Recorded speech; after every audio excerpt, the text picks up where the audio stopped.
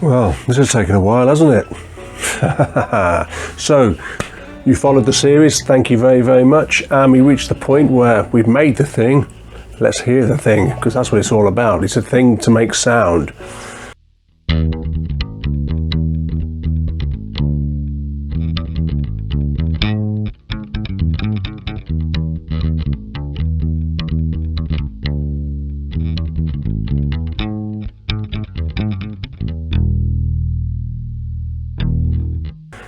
So, fitted in the pickups, plugged it into plugged it all in. I'm not using an amp, I'm using an audio interface into the computer.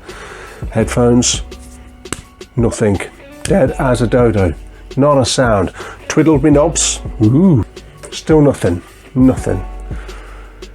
And I was pulling my hair out, thinking that because there's so little that can go wrong here. It either works or it doesn't. And it didn't. So I sent off an email to EMG. Man, they responded very quickly, and they just said, take a picture of what you got, we'll sort you out. I took a picture, and they quickly replied saying, it's most likely the shielding tape. Now this drove me crazy, because shielding tape is meant to help, as in take away all the buzzing and fuzzing. It didn't, and they were right. They suggested I take all the shielding tape off and just try it bare. So I did that. I took everything out, took all the tape off, refitted it exactly how it should be, plugged it in, sound. For whatever reason, the shielding tape was shorting out the system. Yeah, I can't figure it.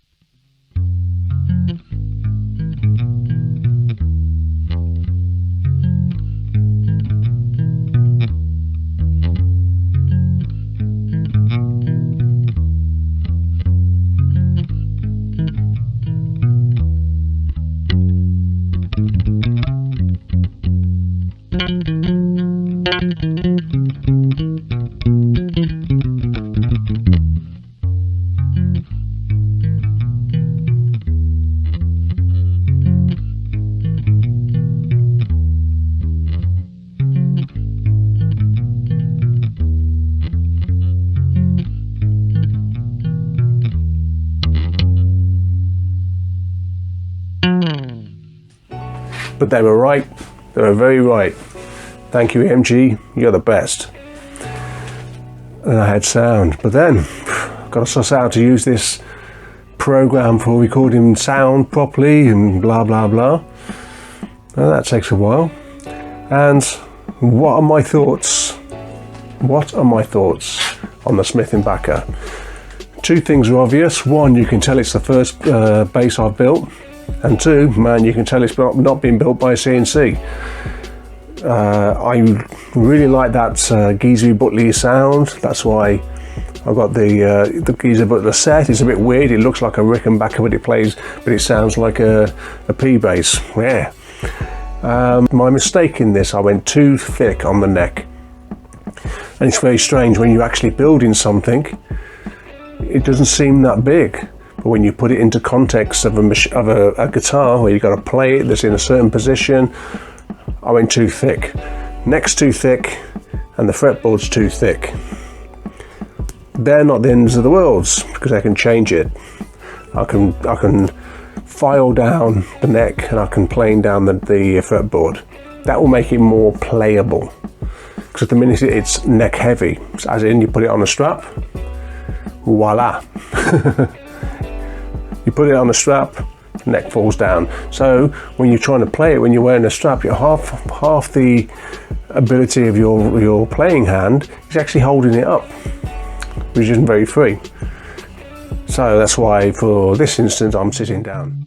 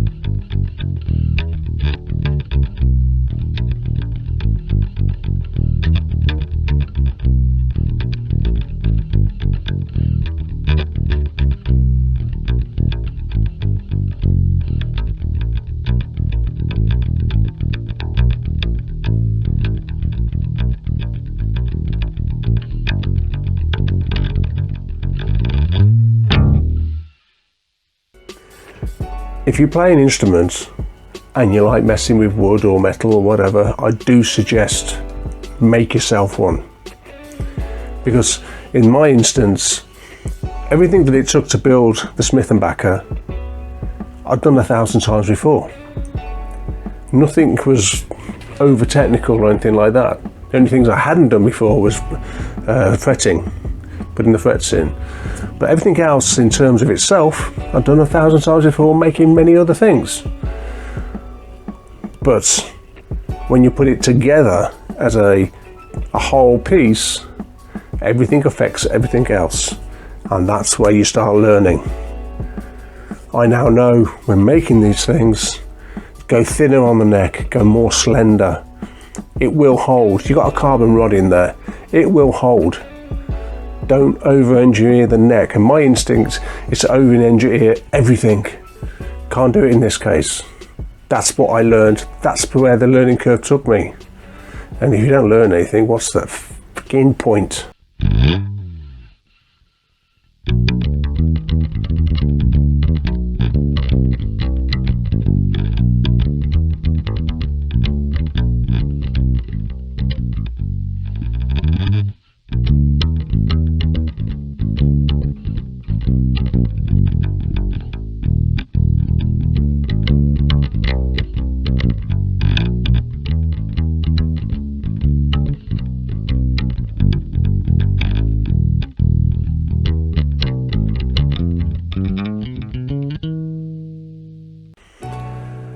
And the wonderful thing about learning curves is they shouldn't be called a curve, they should be learning circles, because in fact the learning never stops. Well, it should never stop. And once you get the bug of doing something, it wipes you round to the start again, and you start doing it again, and you start doing it again, and you start doing it again. And in this case, something else is happening. Oh dear, something else is going on. Christ's sake, you poor people. Poor you, poor me. Oh, what the shit I put us through.